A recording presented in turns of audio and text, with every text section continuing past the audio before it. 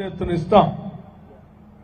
అందుకోసం ఈ రాష్ట్రంలో పుట్టినటువంటి ఏ కుటుంబం కూడా ఆ ఇంట్లో వాళ్ళు అనారోగ్యానికి గురైతే డబ్బులు లేక విలవిల్లాడుతూ కళ్ళ ముందే వైద్యం చేర్చుకుంటే బాగుపడతాడని తెలిసి కూడా స్తోమత లేక కళ్ళ ముందే ప్రాణాలు పోతూ ఏడుస్తూ ఉంటే చూసే పరిస్థితి రాష్ట్రంలో ఉండకూడదనే దాన్ని 10 లక్షల వరకు పెంచాము ఆరోగ్యశ్రీ కార్డు. భవిష్యత్తులో మేము ఆలోచన చేశాము 6 గ్యారంటీల్లో మన బిడ్డలు రేపటి భవిష్యత్తు, వాళ్ళ భవిష్యత్తు ఈ రాష్ట్ర భవిష్యత్తు. మన సంపదే మానవ వనరులు. ఆ మానవ వనరుల మీదనే బాగా మనం పెట్టుబడి పెట్టాలి, మానవ వనరుల్ని అభివృద్ధి చేయాలనే ఆలోచనతో ప్రతి మండలానికి ఒక ఇంగ్లీష్ మీడియంలో పెట్టేటువంటి ఇంటర్నేషనల్ స్కూల్ పెడతామని 6 గ్యారంటీల్లో ప్రకటించాం. తప్పనిసరిగా వాటిని కూడా పెడతాం. ఇప్పటికే రాష్ట్ర వ్యాప్తంగా ఉన్నటువంటి అధికార యంత్రాంగాన్ని అందరికీ కూడా సమాచారం పంపించాం. ఏ మండలాల్లో ప్రభుత్వ పాఠశాలలు పెట్టడానికి, ఇంటర్నేషనల్ ఇంగ్లీష్ మీడియం స్కూళ్లు పెట్టడానికి పనికొచ్చేటువంటి భూమిని ఐడెంటిఫై చేయమని చెప్పాం.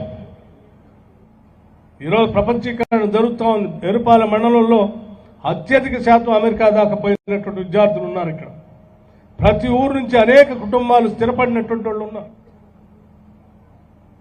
ఈ ప్రపంచీకరణ జరుగుతున్న కార్యక్రమంలో ఇంగ్లీష్ మీడియంలో చదువుకుంటే తప్ప, ప్రపంచంతో పోటీ పడేటువంటి విద్యా వ్యవస్థను తీసుకొస్తే తప్ప మనం ఈ ప్రపంచం పోటీతత్వంలో నిలబడలేం. కాబట్టి ఆ రకంగా తెలంగాణ బిడ్డలందరినీ తయారు చేయటం కోసమే ముందు చూపుతో ఆలోచన చేసి ఇంటర్నేషనల్ స్కూల్స్ని 6 గ్యారంటీలో పెట్టామని.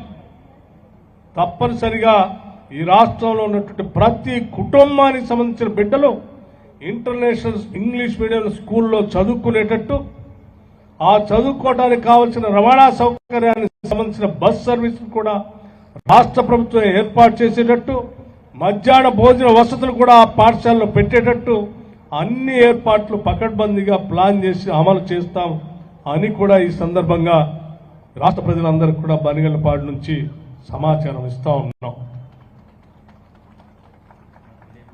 అలాగే సరే, పాఠశాలకు సంబంధించి, కళాశాలకు సంబంధించి, ఆసుపత్రులకు సంబంధించి, కమ్యూనిటీ హాల్స్ సంబంధించి ఈ గ్రామానికి సంబంధించినటువంటి కొన్ని సమస్యలు కూడా నా దృష్టికి తీసుకొచ్చారు.